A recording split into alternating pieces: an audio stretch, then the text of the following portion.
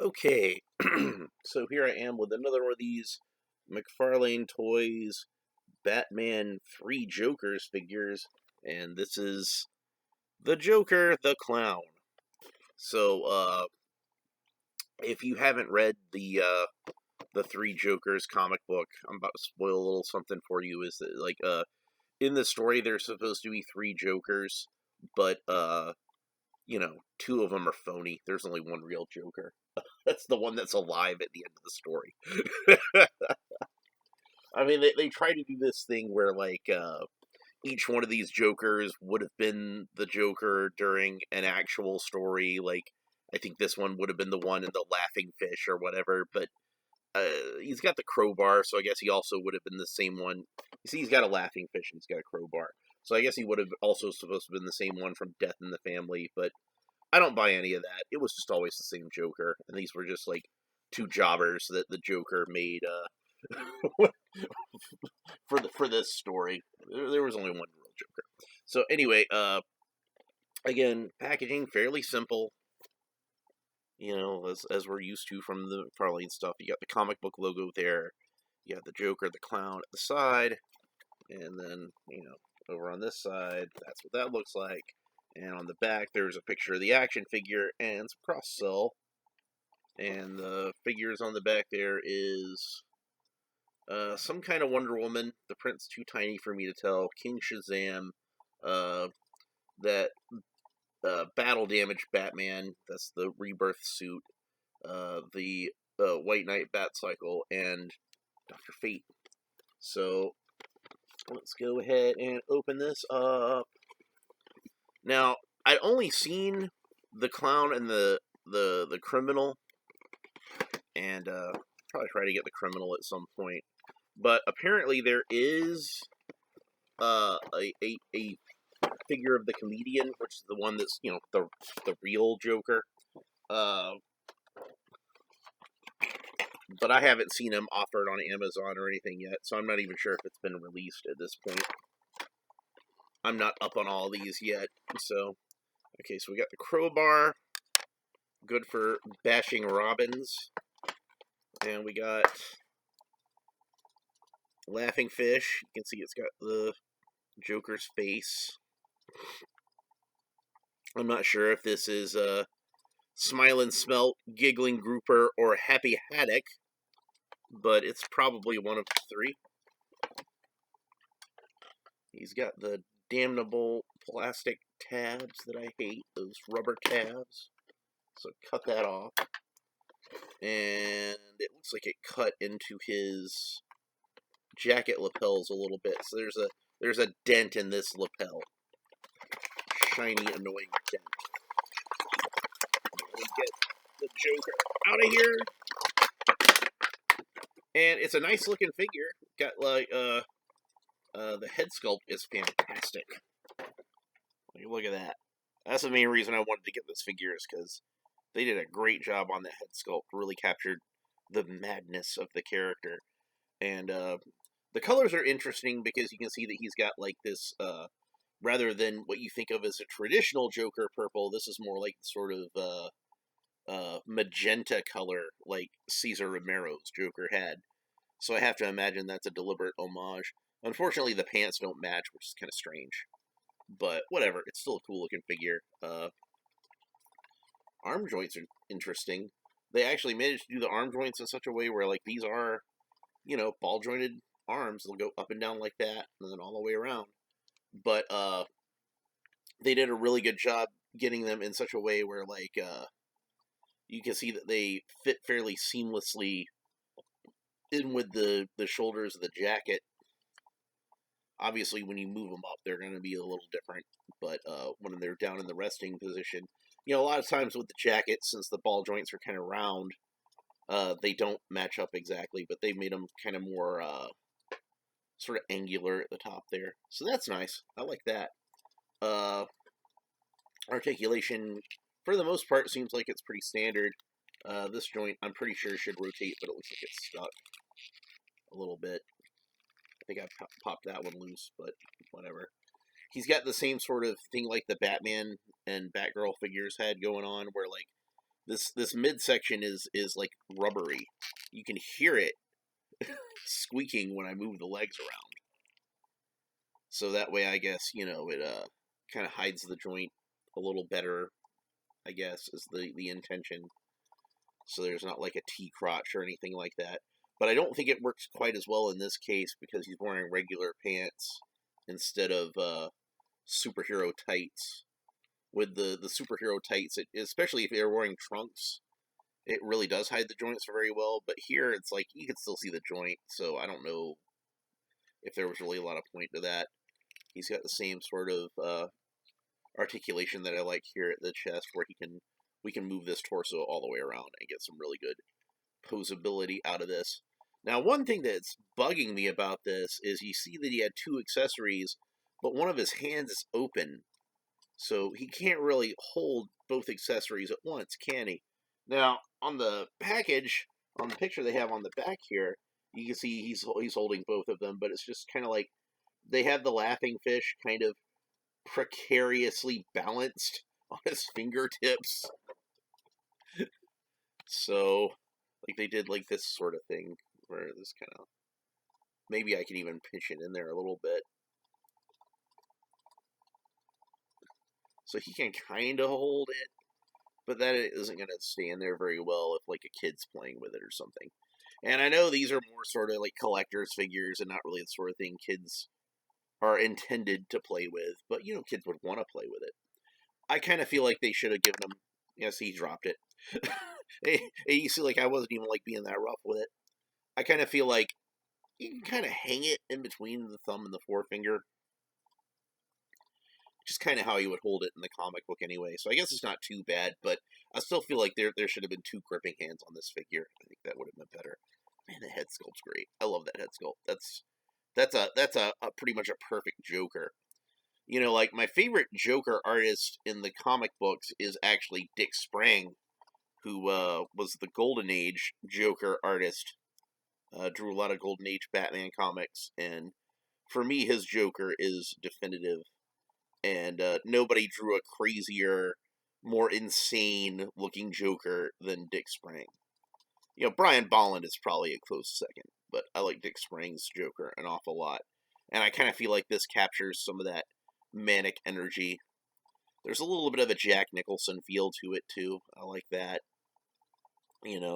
But it's a really good Joker. I don't know if it necessarily looks to me like Jason Fabok's Joker per se, but does it not look like his Joker? So that's fine. But I don't feel like it fits his I don't feel like it looks as much like his art style as Batman and Batgirl did. Let's go ahead and put the crowbar in his hand and see how that looks. So yeah, that's why I think that this is the one that was supposed to have killed Jason Todd, but he's also supposed to be Laughing Fish one. I don't know. Even if I were to buy into the fact that it was different Jokers and different stories, I kind of feel like the one from The Killing Joke should be the same one that was the one from Death in the Family, because it was around that same exact era. They were both kind of like fairly dark stories in which the Joker does harm to Batman's sidekicks. It just seems thematically like it would make sense. I don't know why you would want to have the clown Joker be the one that kills Jason Todd. That doesn't make a lot of sense to me. But whatever. It was a really tight grip, so I had to really, push to get this crowbar into his hand. But he does hold it, and the good news is, since he does hold it, tightly, he's not going to drop it, unlike this Laughing Fish, which, I still feel like is in there kind of precariously. But he could stand on his shelf like this, so that's fine. That's good. I like that. One thing that was odd that I noticed about this is that he does have, I'll see if I can get this at an angle where you can see it, he does have the kind of ball joint wrists like I like on these figures, but if I can get it at an angle where you can see it, maybe if I take this fish out of his hand, you can see it better with this hand. They made the ball joint the color of the jacket instead of the color of the glove. So that really doesn't make any sense, because you've got the jacket, and then the shirt, and then more jacket color, and then this purple glove. So they probably should have made that joint purple instead of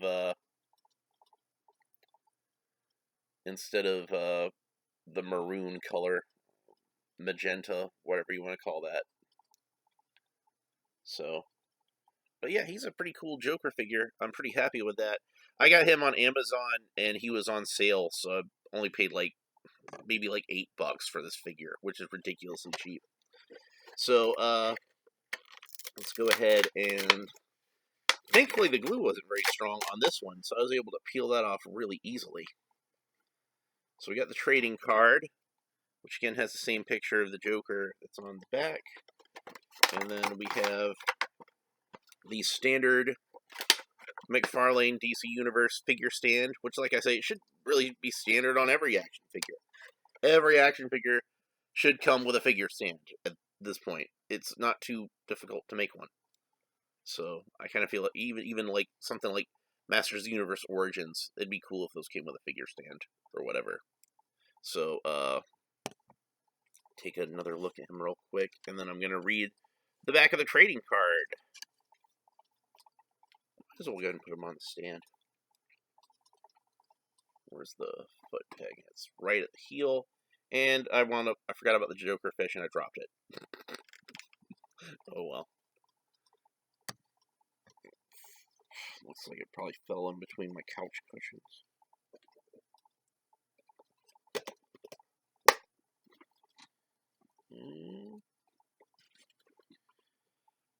This old potato salad container. I'm about to throw that away. I'll find it later. Hopefully it didn't fall in my little trash can I keep down there. Alright, let's read the back of the package, or the back of the trading card. The Joker, the clown, real name unknown. Once a small-time crook, the Joker fell into a vat of chemicals that turned his skin white, his hair green, and his lips red. Like a crazed clown, his crimes always involved pranks and jokes ending with twisted punchlines that are only funny to the Joker.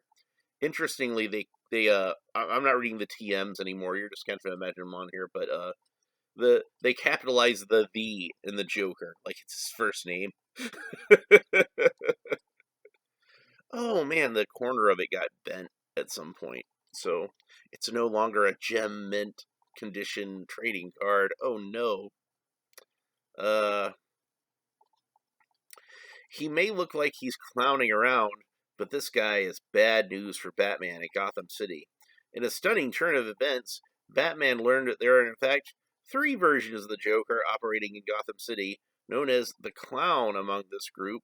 This Joker revels the most in chaotic mayhem, using a wide variety of deadly joke-themed devices and dastardly crimes.